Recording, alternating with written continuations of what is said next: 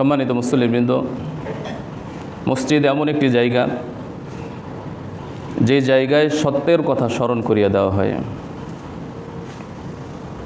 ঘুমন্ত হৃদয়কে জাগ্রত করা হয়, ভুল ভ্রান্ত পথ থেকে ফিরে আসার আহ্বান জানানো হয়। আজকে আমাদের যে বিষয়টি আলোচ্য তা আমাদের প্রত্যেকের মাঝেই আছে, অতি গুরুত্বপূর্ণ একটি বিষয়, আর তা হলো লোভ লালসা। লোভ লালসা সৃষ্টিগত স্বাভাবিক বিষয় হলেও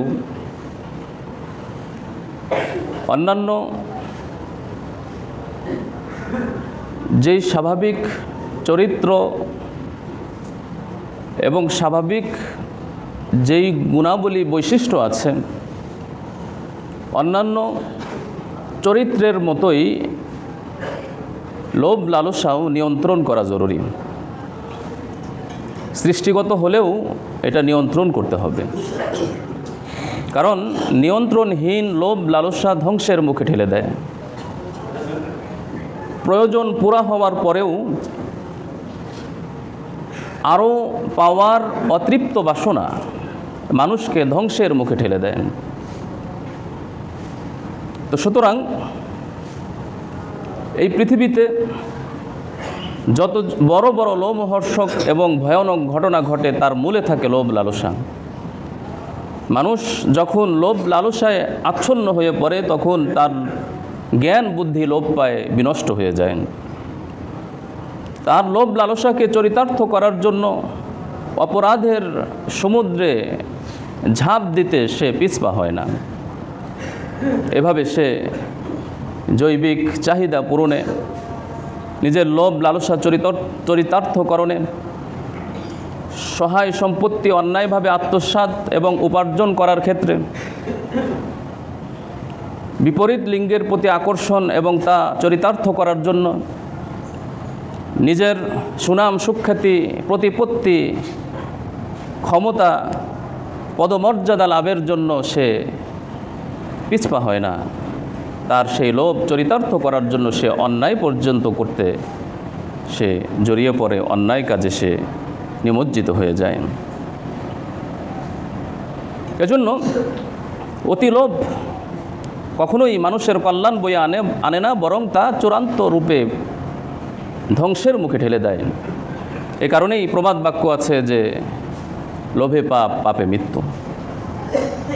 সম্মানিত মুসল্লিবৃন্দ, আল্লাহ সুবহানাহু ওয়া তাআলা প্রাচুর্যতা, অত্যধিক পাওয়ার লোভ লালসা এবং অতৃপ্ত বাসনা পরিত্যাগ করার জন্য উদ্বুদ্ধ করেছেন এবং নির্দেশনা দিয়েছেন। সূরাতুত তাকাসুরের প্রথম এবং দ্বিতীয় আয়াতে আল্লাহ সুবহানাহু ওয়া তাআলা ইরশাদ করেন, আলহাকুমুত তাকাসুর। মানুষকে অত্যধিক পাওয়ার লোভ, প্রাচুর্যতা, অতৃপ্ত বাসনা পূরণ, এই বিষয়গুলো মানুষকে বিমুখ করে রেখেছে দিন থেকে, নেক কাজ থেকে। আলহাকুমুত তাকাসুর, প্রাচুর্যতা মানুষকে বিমুখ করে রেখেছে। সে দুনিয়ামুখী হয়ে যাচ্ছে, আখেরাত বিমুখ হয়ে যাচ্ছে। আর এই অবস্থায় এমন মানুষ যদি নিয়ন্ত্রণ না করে, হাত্তা জুরতুমুল মাকাবির, কিয়ামত পর্যন্ত বা কবর পর্যন্ত, মৃত্যু পর্যন্ত চলতে থাকবেন। এজন্য লোভ লালসা এমন একটা বিষয় যা নিয়ন্ত্রণ করা খুবই জরুরি, অন্যথায় মৃত্যু পর্যন্ত এই লোভ নিয়ন্ত্রণ করা যাবে না। এই লোভের ফলশ্রুতিতে বিভিন্ন অন্যায়ে আমরা জড়িয়ে পড়ব। রাসূলুল্লাহ সাল্লাল্লাহু আলাইহি ওয়াসাল্লাম তিরমিজির 2376 নম্বর বর্ণনায় সম্পদ, অর্থের লোভ লালসা এবং পদমর্যাদা বা ক্ষমতার লোভ যে কত ভয়াবহ হতে পারে সেই বিষয়টি উল্লেখ করেছেন। মাযিবানি জাইআনি উরসিলা ফি গনামিন বিআফসাদা লাহা মিন হারসিল মারই আলাল মালি ওয়াশ-শারাফি লিদীনিহি। নবী করিম সাল্লাল্লাহু আলাইহি ওয়াসাল্লাম বলেন, দুটি ক্ষুধার্ত নেকড়ে বাঘকে ছাগলের পালে যদি ছেড়ে দেওয়া হয়, এটা অত বেশি ধ্বংসাত্মক নয় যত বেশি ধ্বংসাত্মক ধর্মের জন্য সম্পদ এবং পদমর্যাদার লোভ। অর্থাৎ ক্ষুধার্ত দুটি নেকড়ে বাঘকে যদি ছাগল পালে ছেড়ে দেওয়া হয় তাহলে কতটুকু ধ্বংসাত্মক আচরণ করবে এটা আমরা সকলেই জানি। সব কিছুকে ছিঁড়ে ফেরে সে খেয়ে ফেলবে এবং সমস্ত ছাগলকে সে মেরে ফেলবে। নবী করিম সাল্লাল্লাহু আলাইহি ওয়াসাল্লাম বলেন, এই ক্ষুধার্ত দুইটি নেকড়ের থেকেও মানুষের সম্পদের প্রতি লোভ, পদমর্যাদার প্রতি লোভ তার দিনকে তার থেকেও বেশি ক্ষতিগ্রস্ত করে এবং ধ্বংসাত্মক আচরণ করে। এটা দিনের জন্য অত্যন্ত ভয়াবহ, পরকালের জন্য, নীতি নৈতিকতার জন্য অত্যন্ত ভয়াবহ। লোভে পাপ, পাপে মৃত্যু, এই বিষয়টি বোঝার জন্য আমরা সকলেই একটি প্রসিদ্ধ ঘটনা জানি। তিনজন চোর একসাথে চুরি করত। একবার চুরি করে তারা মূল্যবান একটি সোনার পেয়ালা হস্তগত করে। এখন এর বন্টন পদ্ধতি কেমন হবে তা নিয়ে তারা নির্জনে বসে পড়ল, তা নিয়ে আলোচনা করল। তখনই লোভের বিষ তাদের অন্তরে ছড়িয়ে পড়ল। লোভের লালসার আশঙ্কা তাদের অন্তরে বাসা বাঁধল। প্রত্যেকেই চিন্তা করতে লাগলো যে কিভাবে এই স্বর্ণের পেয়ালাটা আমি একা ভোগ করব। তো যা হোক, সে চিন্তা করতে লাগলো। এক পর্যায়ে তারা ক্ষুধার্ত হলে এক ব্যক্তিকে বাজারে প্রেরণ করে খাবার আনার জন্য। বাজারে গিয়ে ওই ব্যক্তি সে মনে করলো এটাই আমার সুবর্ণ সুযোগ, আমি যদি খাবারে বিষ মিশ্রণ করি এবং উভয়কে খাওয়াতে পারি তাহলে এই স্বর্ণের পেয়ালাটি সম্পূর্ণরূপে আমি ভোগ করতে পারবো। এবং সে যেমন চিন্তা করলো তাই করলো, বিষ মিশ্রণ করে খাবার নিয়ে আসলো।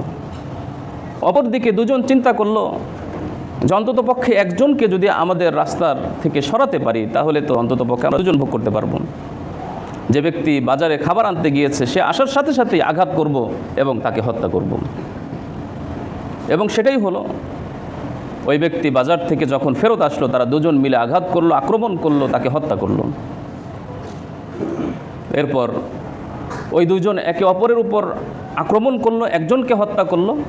হত্যা করার পর সে চিন্তা করলো যে ক্ষুধা লেগেছে, খাবার খেয়ে নেই। সে তো জানে না যে খাবারে বিষ মিশ্রণ আছে। সে খাবার খেয়ে নিজেও মরে গেল এবং অন্যদেরকেও মেরে ফেলল। আর সেই মূল্যবান স্বর্ণের পেয়ালাটি যথাস্থানে পড়ে রইল। এই হলো লোভের বাস্তব চিত্র, লালসার বাস্তব চিত্র। অতি লোভ কখনোই মানুষকে সফল হতে দেয় না, বরং পরিণতি অত্যন্ত ভয়াবহ হয়। সম্মানিত মুসল্লিবৃন্দ, মানুষের সাধারণত তিন প্রকার বা তিন স্তরের বা তিন ক্ষেত্রের লোভ আছে। একটি হলো অর্থের লোভ, সহায় সম্পত্তির লোভ। অপরটি হলো পদমর্যাদা, সম্মান, সুনাম, সুখ্যাতি, প্রতিপত্তি, ক্ষমতার লোভ।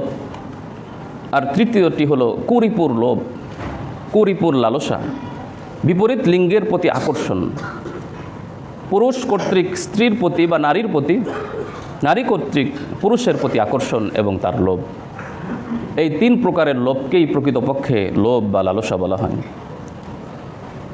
সম্মানিত মুসল্লিবৃন্দ, নবী করিম সাল্লাল্লাহু আলাইহি ওয়াসাল্লাম আমাদেরকে এই ব্যাপারে সতর্ক করে গিয়েছেন।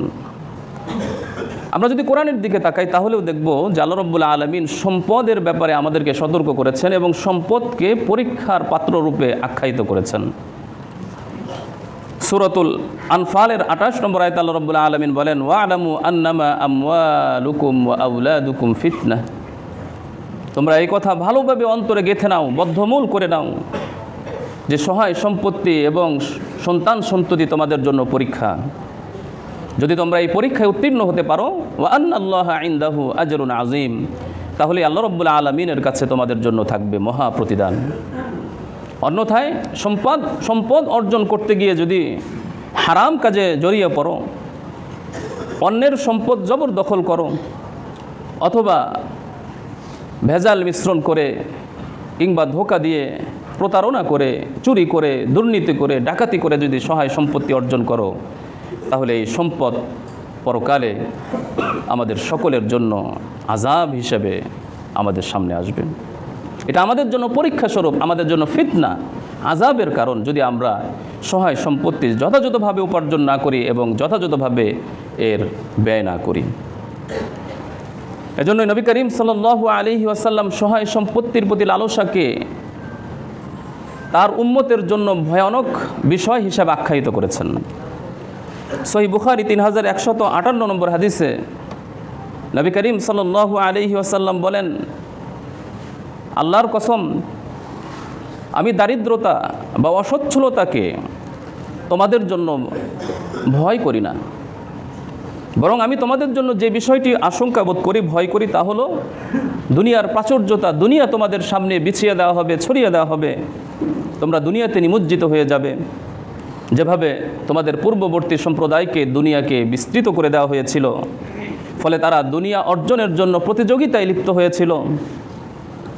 সুতরাং তোমরাও প্রতিযোগিতায় লিপ্ত হবে, এই আশঙ্কাবোধ আমি করছি।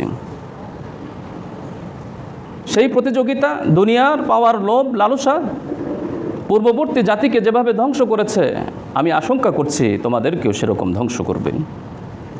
মূলত রাসূলুল্লাহ সাল্লাল্লাহু আলাইহি ওয়াসাল্লাম সহায় সম্পত্তি, অর্থ এবং ঐশ্বর্যের প্রতি লোভ লালসা যেন আমরা নিয়ন্ত্রণ করতে পারি, এই জন্যই আমাদেরকে উৎসাহিত করেছেন, সতর্ক করেছেন। সম্মানিত মুসল্লিবৃন্দ, সহায় সম্পদ অর্জনের 3টি পন্থা হতে পারে। একটি পন্থা বৈধ এবং প্রশংসনীয়, আরেকটি পন্থা বৈধ কিন্তু প্রশংসনীয় নয়, আরেকটি পন্থা হলো অবৈধ, নিষিদ্ধ।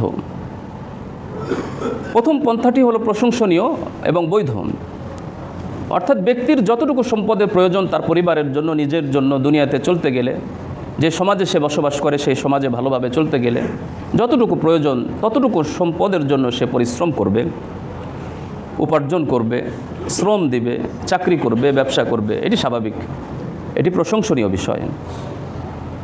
দ্বিতীয়টি হলো বৈধ পন্থায় সম্পদ উপার্জন, কিন্তু তার উদ্দেশ্য হলো অগাধ সম্পদের মালিক হওয়া, পাহাড় সম সম্পদ গড়ে তোলা। তার ততটুকু প্রয়োজন নাই, তার সন্তানেরও ততটুকু প্রয়োজন নাই, তার নেক্সট 2 জেনারেশন খেতে পারবে সেই পরিমাণ সম্পদ আছে, তার আরও দরকার, আরও দরকার। সে যদি বৈধ পন্থায় এই সম্পদ অর্জন করে তাহলে এটি বৈধ হলেও এটি প্রশংসনীয় নয়, কারণ সে এই সম্পদ উপার্জন করতে গিয়ে যে সময় ও শ্রম ব্যয় করবে, সেই সময় এবং শ্রম ব্যয় করতে গিয়ে আল্লাহর ইবাদত থেকে সে পিছিয়ে থাকবে। আল্লাহর দেওয়া আয়ুষ্কালকে আল্লাহর পথে পুরোপুরি রূপে সে ব্যবহার করতে পারবে না। তাছাড়া এটা হতে পারে বৈধ পন্থা তাকে এক পর্যায়ে অবৈধ পন্থা বা সংশয়ের দিকে নিয়ে যাবে, সে এক পর্যায়ে সংশয়পূর্ণ উপার্জনে লিপ্ত হয়ে যাবে, সংশয়পূর্ণ উপার্জন থেকে সে এক পর্যায়ে নিষিদ্ধ উপার্জনে লিপ্ত হয়ে যাবে। এজন্য এটা বৈধ হলেও এটি অপছন্দনীয়। বাইহাকি শুআবুল ঈমান একটি হাদিসে রাসূলুল্লাহ সাল্লাল্লাহু আলাইহি ওয়াসাল্লাম বলেন, মান তালাবা দুনিয়া হালালান ওয়াস্তিফাফান আনিল মাসআলা, যে ব্যক্তি দুনিয়া তলব করবে, অনুসন্ধান করবে হালাল পদ্ধতিতে এবং মানুষের কাছে হাত পাওয়া থেকে সংযমতা অবলম্বনের উদ্দেশ্যে, ওয়াসাইয়ান আলা আহলিহি, পরিবার পরিজনকে ভরণ পোষণের উদ্দেশ্যে, ও তাআফফুফান আলা জারিহি, প্রতিবেশী আত্মীয় স্বজনকে সহযোগিতা এবং তাদের প্রতি সহমর্মিতার উদ্দেশ্যে, এই পদ্ধতিতে সে যদি দুনিয়া উপার্জন করে, লাকিয়াল্লাহ ইয়াউমাল কিয়ামাহ, তাহলে সে আল্লাহর সাথে কিয়ামতের দিবসে সাক্ষাৎ করবে। ওয়া ওয়াজহুহু মিসলুল কমার লাইলাতাল বদরি, পূর্ণিমার রজনীতে চাঁদ যেভাবে উজ্জ্বল হয় এবং আলোকিত হয়, তার চেহারা এরকম আলোকিত থাকবে। পক্ষান্তরে যে ব্যক্তি দুনিয়া অন্বেষণ করবে হালাল পদ্ধতিতে, কিন্তু তার উদ্দেশ্য হলো আরও সম্পদ উপার্জন, আরও সম্পদ উপার্জন, সম্পদের পাহাড় গড়ে তোলা, মুকাসিরান, প্রাচুর্যতার জন্য, মুফাখিরান, গর্ব প্রকাশ করার জন্য, মুরাইয়ান, মানুষকে দেখানোর জন্য যে আমার অনেক সম্পদ, কিন্তু সে সম্পদ উপার্জন করে বৈধ পদ্ধতিতে, কিন্তু তার উদ্দেশ্য হলো আমার সম্পদের প্রাচুর্যতা যেন আমি দেখাতে পারি, আমি যেন গর্ব প্রকাশ করতে পারি, তাহলে লাকিয়াল্লাহ, ওই ব্যক্তিও আল্লাহ রাব্বুল আলামিনের সাথে কিয়ামতের দিবসে সাক্ষাৎ করবে। ওয়া হুয়া আলাইহি গাদবান, এমত অবস্থায় আল্লাহ রাব্বুল আলামিন তার প্রতি রাগান্বিত থাকবেন। কারণ স্বভাবতই একজন ব্যক্তি যখন তার জীবনের প্রায় পুরো সময়ই সম্পদ উপার্জনের কাজে নিমজ্জিত করে, সে আল্লাহর ইবাদত কীভাবে করবে? অবশ্যই তার আল্লাহর ইবাদতে ত্রুটি হবে। মান আহাব্বা দুনিয়াহু আদররা বিআখিরিহি, যে ব্যক্তি দুনিয়াকে পুরাপুরি রূপে ভালোবাসবে সে অবশ্যই আখিরাতকে ক্ষতিগ্রস্ত করবে। ওমান আহাব্বা আখিরাতাহু আদররা বিদুনিয়াহু, আর যে ব্যক্তি পুরাপুরি রূপে আখিরাতকে ভালোবাসতে চাইবে তাকে দুনিয়াকে কিছু হলেও ক্ষতিগ্রস্ত করতে হবে। সুতরাং রাসূলুল্লাহ সাল্লাল্লাহু আলাইহি ওয়াসাল্লাম বলেন, ফাআউসিরু, তোমরা এমন বিষয়কে প্রাধান্য দাও, মা ইয়াবকা আলা মা ইয়াফনা, যে বিষয়টি চিরস্থায়ী সেই বিষয়ের উপর যে বিষয়টি ক্ষণস্থায়ী এবং ধ্বংসশীল। অর্থাৎ তোমরা আখিরাতকে প্রাধান্য দাও, দুনিয়াকে কিছু হলেও ক্ষতিগ্রস্ত করে হলেও, দুনিয়াকে ক্ষতিগ্রস্ত করে আখিরাতকে প্রাধান্য দাও। তোমরা এমনটি করো না যে দুনিয়াকে প্রাধান্য দিতে গিয়ে আখিরাতকে ক্ষতিগ্রস্ত করবে, এমনটি করো না। সম্মানিত মুসল্লিবৃন্দ, আর নিন্দনীয় নিষিদ্ধ যে সকল উপার্জন তা তো আমরা জানি, এই উপার্জন কোনোভাবেই উপার্জন করা যাবে না, এ থেকে সম্পূর্ণরূপে নিজেকে গুটিয়ে আনতে হবে। সুদভিত্তিক ব্যবসা বাণিজ্য ত্যাগ করতে হবে এবং যে ঘুষের আদান প্রদান লেনদেন হয় তা ত্যাগ করতে হবে। ওজনে কারসাজি করার যে মানসিকতা তা পরিহার করতে হবে। অন্যের সম্পত্তি আত্মসাৎ জবরদখল সহ যে সকল সমাজে প্রচলিত অন্যায় উপার্জন আছে তা সম্পূর্ণরূপে ত্যাগ করতে হবে। আফসোসের বিষয়, আমাদের সমাজে সুদকে সার্ভিস চার্জ হিসেবে দেখা হয় বা বলা হয়, ঘুষকে উপহার বলা হয়, উপহার, উপঢৌকন, গিফট। আর ওজনে কারসাজি করলে সেটাকে বলা হয় যেটা হলো ম্যানেজমেন্ট। মনে রাখতে হবে, এ সকল শব্দের পরিভাষা আমরা পরিবর্তন করতে পারি, কিন্তু এর বিধান এবং এর গুনাহ, অপরাধকে আমরা কখনোই পরিবর্তন করতে পারবো না। এটা আল্লাহর কাছে গুনাহ, অন্যায়, অপরাধ। পরিভাষা যতই পরিবর্তন করি না কেন, যত কলা কৌশলে আমরা তা গ্রহণ করি না কেন, আমরা তার লেনদেন করি না কেন, সেটা হারাম হারামই থাকবে। সুতরাং হারামকে হারাম বলেই মনে করতে হবে এবং সেটা ত্যাগ করতে হবে। সেটা বৈধ করার জন্য বিভিন্ন কলা কৌশল অবলম্বন করা যাবে না। তাহলে সম্পদ অবশ্যই উপার্জন করতে হবে, তা হলো হালাল পদ্ধতিতে। আমার যতটুকু প্রয়োজন বা যতটুকু আমার অর্জিত হয়েছে তাতেই অল্পতুষ্ট থাকতে হবে। অধিক উপার্জনের জন্য, অধিক পাওয়ার জন্য লোভ লালসা পরিহার করতে হবে। নবী করিম সাল্লাল্লাহু আলাইহি ওয়াসাল্লাম ইবনে মাজার 2144 নম্বর হাদিসে ইরশাদ করেন, হে মানব সকল, আল্লাহকে ভয় করো, ওয়া আজমিলু ফিত তলাব, উত্তম পদ্ধতিতে সম্পদ উপার্জন করো। ফাইন্না নাফসান লান তামুতা হাত্তা তাস্তাউফিয়া রিজকাহা, কারণ কোনো মানুষ, কোনো ব্যক্তি তার রিজিক পূর্ণ হওয়ার আগে সে মৃত্যুবরণ করবে না। ওয়াইন আবতা আনহা, যদিও সে সেই কাঙ্ক্ষিত রিজিক উপার্জনে তার বিলম্ব হতে পারে, কিন্তু তার নির্দিষ্ট রিজিক তার কাছে পৌঁছবেই, এখন হোক আর দুদিন পরে হোক। ফাত্তাকুল্লাহ, সুতরাং তোমরা আল্লাহকে ভয় করো। ওয়া আজমিলু ফিত তলাব, উত্তম পদ্ধতিতে সম্পদ উপার্জন এবং অন্বেষণ করো। খুযু মা হাল্লা, যা হালাল তা গ্রহণ করো। ওয়া দাউ মা হাররামা, আর আল্লাহ তাআলা যা হারাম করেছেন তা ত্যাগ করো। সম্মানিত মুসল্লিবৃন্দ, লোভের আরেকটি অংশ হলো পদমর্যাদার লোভ, সুনাম সুখ্যাতির লোভ, ক্ষমতা বা দাপটের লোভ, প্রভাব প্রতিপত্তির লোভ। এই লোভও প্রত্যেকটি মানুষের মাঝে আছে। এখন আমাদের করণীয় হলো তা নিয়ন্ত্রণ করা, যতটুকু বৈধ ততটুকু লালন করা, আর যতটুকু অবৈধ বা বৈধতার গণ্ডি অতিক্রম করে তা ত্যাগ করা। রাসূলুল্লাহ সাল্লাল্লাহু আলাইহি ওয়াসাল্লাম বলেন, সহিহ বুখারী 6622 নম্বর হাদিস, লা তাসআলিল ইমারা, নেতৃত্ব, ক্ষমতা, লোভ এবং প্রতিপত্তির লোভ, সুনাম সুখ্যাতির লোভ, এটা অন্তরে বপন করো না। তোমরা নেতৃত্বকে চেয়ে নিও না, ক্ষমতাকে মানুষের কাছে চেয়ে চেয়ে নিও না। কারণ যদি তুমি তা চেয়ে নাও তাহলে তোমার উপর তা ন্যস্ত করে দেওয়া হবে, আল্লাহর সাহায্য থেকে বঞ্চিত থাকবে। আর যদি তোমার চাওয়া ছাড়া তোমাকে ন্যস্ত করা হয় তাহলে আল্লাহর পক্ষ থেকে সাহায্য প্রাপ্ত হবে। ইন্নাকুম সাতাহরিসুনা আলাল ইমারা, রাসূলুল্লাহ সাল্লাল্লাহু আলাইহি ওয়াসাল্লাম অন্য হাদিস সহিহ বুখারী 7148 নম্বর বর্ণনায় বলেন, তোমরা অচিরেই নেতৃত্ব, সুনাম, সুখ্যাতি এবং পদমর্যাদার লোভ করবে।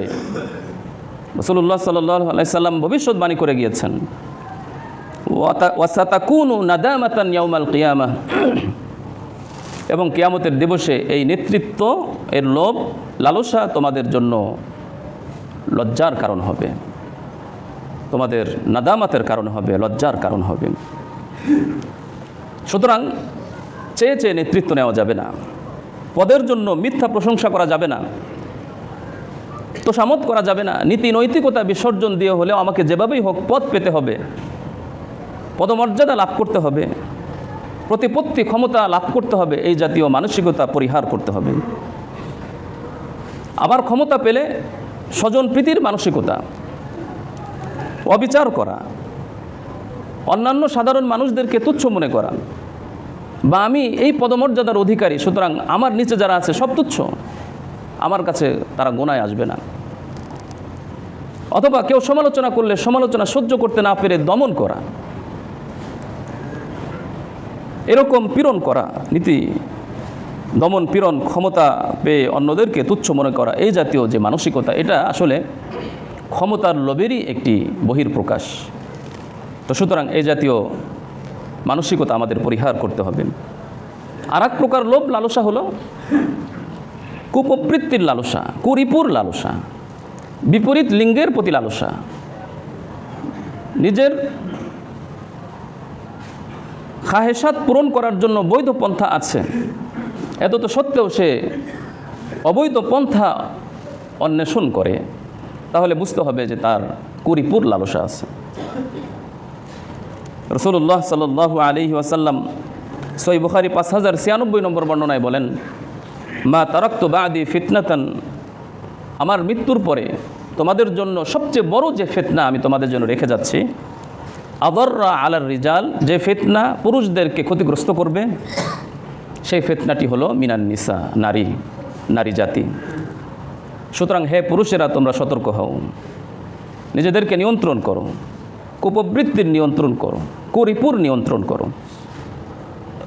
মোট কথা হলো বিপরীত লিঙ্গের প্রতি নিজের কাম চরিতার্থ করার যেই সীমাহীন বা সীমা মধ্যে থেকে না থেকে সীমাতিরিক্ত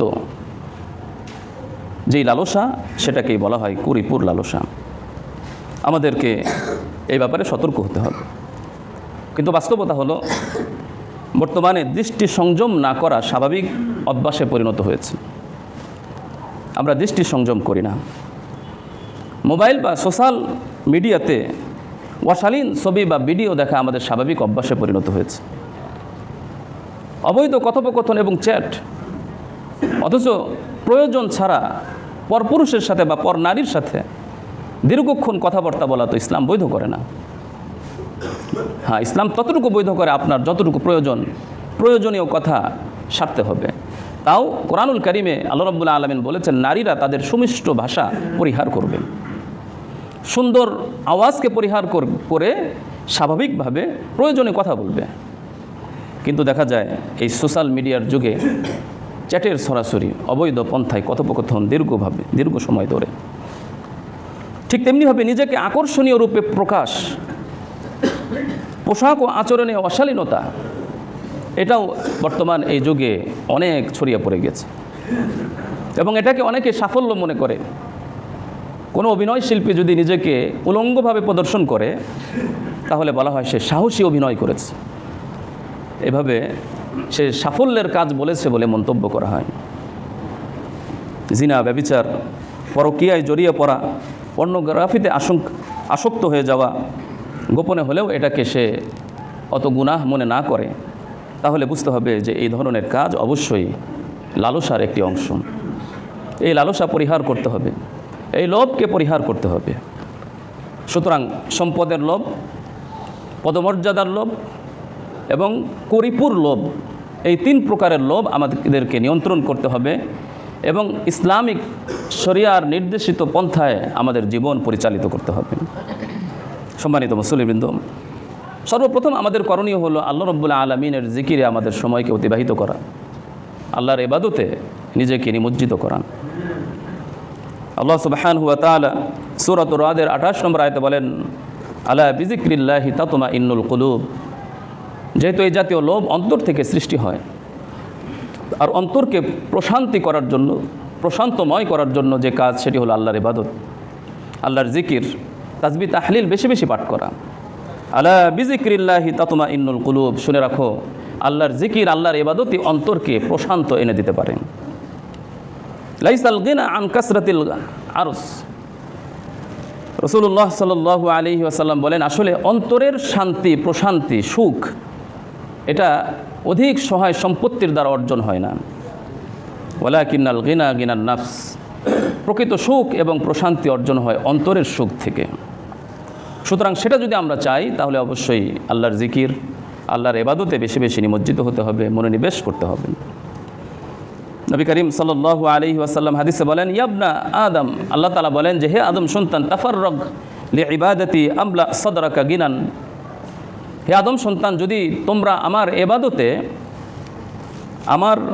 এবাদতে সময় বের করতে পারো, তাহলে আমি তোমার অন্তরকে পরিপূর্ণ করে দিব প্রাচুর্যতা দিয়ে। অর্থাৎ অন্তরে শান্তি থাকবে, সুখ থাকবে। আমার সেই সম্পদ কি কাজে আসবে যে সম্পদ পেয়ে আমি রাত্রে ঘুমাতে পারি না, যে সম্পদ পাওয়ার পরেও আমি অতি ভোজন বা ভোজন করতে পারি না? সেই সম্পদ আমার দরকার নেই, আমার প্রয়োজন শান্তি। সুতরাং আল্লাহ রাব্বুল আলামিন সেই পন্থা বলে দিচ্ছেন, তুমি আমার ইবাদতের জন্য সময় বের করো, আমি তোমার অন্তরকে প্রাচুর্যতা দিয়ে ভরিয়ে দিব। ওয়া আসুদ্দু ফাকরাক, তোমার দারিদ্রতাকে আমি দূর করে দিব। ওয়া ইল্লাম তাফআল, আর যদি এটা না করো, মালা তু সাদরাকা শুগলান, তাহলে আমি তোমার অন্তরকে বিভিন্ন ব্যস্ততা দিয়ে ভরে দিব। তোমার ব্যস্ততা শেষই হবে না, এই ব্যস্ততা সেই ব্যস্ততা, জামাতের সাথে নামাজ আদায় করার কোনো সময় পাবে না। ওয়ালাম আসুদ্দা ফকরাক, এবং আমি তোমার দারিদ্রতাকে দূর করব না। তাহলে আল্লাহর ইবাদতে সময় বের করতে হবে যদি আন্তরিক প্রশান্তি আমরা চাই। অল্পে তুষ্টি অর্জন করতে হবে, যে আমার যতটুকু আল্লাহ রাব্বুল আলামিন দিয়েছেন বৈধ পন্থায় আমি যতটুকু পেয়েছি তাই আলহামদুলিল্লাহ। হ্যাঁ, আমার যদি আরও প্রয়োজন, তাহলে আমি বৈধ পন্থায় উপার্জন করব, চেষ্টা করব। অল্পে তুষ্টির এই গুণ অর্জন করতে হবে। দুনিয়া বিমুখতা আমাদের অর্জন করতে হবে, কৃপণতা ত্যাগ করতে হবে। অনেক সময় কৃপণতার কারণে আমরা লোভ লালসায় জড়িয়ে পড়ি, যে আমার যে সম্পদ আছে তা মনে শেষ হয়ে যাবে। এই কৃপণতার কারণে সে আরও সম্পদ উপার্জনে নিমজ্জিত হয়। তাকওয়া জাগ্রত করতে হবে, আমাদের অন্তরে আল্লাহর ভয় জাগ্রত করতে হবে। আমরা যদি কখনো কোনোভাবে দায়িত্ব পাই, সেই দায়িত্বকে আমানত মনে করতে হবে, আমানত যথাযথভাবে আদায় করার চেষ্টা করতে হবে। দৃষ্টি ও কল্পনাকে নিয়ন্ত্রণ করতে হবে। আমি আমার দৃষ্টিকে অপাত্রে বা অবৈধ পাত্রে আমি ফেলবো না, আর যদি পরে তৎক্ষণাৎ আমি দৃষ্টিকে সরিয়ে ফেলব। আমার কল্পনাকে আমি নিয়ন্ত্রণ করব, কুচিন্তায় আমি নিমজ্জিত হব না। ঠিক তেমনিভাবে গুপ্তাঙ্গের হেফাজত করব। আল্লাহ সুবহানাহু ওয়া তাআলা সূরাতুন নূরের 30 নম্বর আয়াতে বলেন, কুল্লিল মুমিনিন, হে নবী আপনি মুমিনদেরকে বলুন, ইয়াগুদ্দু মিন আবসারিহিম, তারা যেন তাদের দৃষ্টির সংযমতা অবলম্বন করে। ওয়া ইয়াহফাযু ফুরুজাহুম, এবং তারা যেন তাদের লজ্জাস্থানের হেফাজত করে। আমরা এক্ষেত্রে রোজা রাখতে পারি, সংযমতার অভ্যাস করতে পারি। গুনাহের ভয়াবহতা নিয়ে আমরা চিন্তা করব, আমাদের কবরে যেতে হবে, জাহান্নামের আগুন আমরা কিভাবে সহ্য করব? দুনিয়ার আগুনই আমরা দেখলেই ভয় পাই, তো জাহান্নামের আগুন কিভাবে সহ্য করব? এই গুনাহের কথা আমরা বারবার রিমাইন্ড করব, বারবার চিন্তা করব, অন্তরে বদ্ধমূল করে নিব। আর যে সকল কারণে আমরা এই সকল গুনাহে লিপ্ত হয়ে যাই, ওই সকল কারণ পরিবেশ আমরা ত্যাগ করব। পরিশেষে আমরা আল্লাহর কাছে দোয়া করব, আল্লাহ তাআলা যেন আমাদেরকে এই জাতীয় বদঅভ্যাস থেকে হেফাজত করেন। রাসূলুল্লাহ সাল্লাল্লাহু আলাইহি ওয়াসাল্লাম দোয়া শিক্ষা দিয়েছেন, তিরমিজির 3492 নম্বর বর্ণনা, কুল, তুমি বলো, আল্লাহুম্মা ইন্নী আউযু বিকা মিন শাররি সামঈ, হে আল্লাহ আমি আপনার কাছে আশ্রয় চাই আমার কর্ণের অনিষ্টতা থেকে, আমার কানের অনিষ্টতা থেকে, ওয়া মিন শাররি বাসারি, আমার চোখের অনিষ্টতা থেকে, ওয়া মিন শাররি লিসানি, আমার কথার অনিষ্টতা থেকে, ওয়া মিন শাররি কলবি, আমার অন্তরের অনিষ্টতা থেকে, ওয়া মিন শাররি মানিয়্যি, আমার গুপ্তাঙ্গের অনিষ্টতা থেকে। এভাবে রাসূলুল্লাহ সাল্লাল্লাহু আলাইহি ওয়াসাল্লাম আমাদেরকে দোয়া শিক্ষা দিয়েছেন। মোট কথা হলো, আত্মশুদ্ধি খুবই প্রয়োজন। শুধু নামাজ পড়লাম, ইবাদত বন্দেগী করলাম, অন্তর ঠিক থাকলো না, অন্তর পরিশুদ্ধ হলো না, তাহলে পরকালে আমরা নাজাত পাবো না। এজন্য লোভ লালসা এই জাতীয় মন্দ যে সকল গুণাবলী আছে, গুণাবলী থেকে অন্তরকে পরিশুদ্ধ করা খুবই জরুরি। আল্লাহ তাআলা আমাদের সকলকে বোঝার এবং আমল করার তৌফিক দান করুন, আমিন।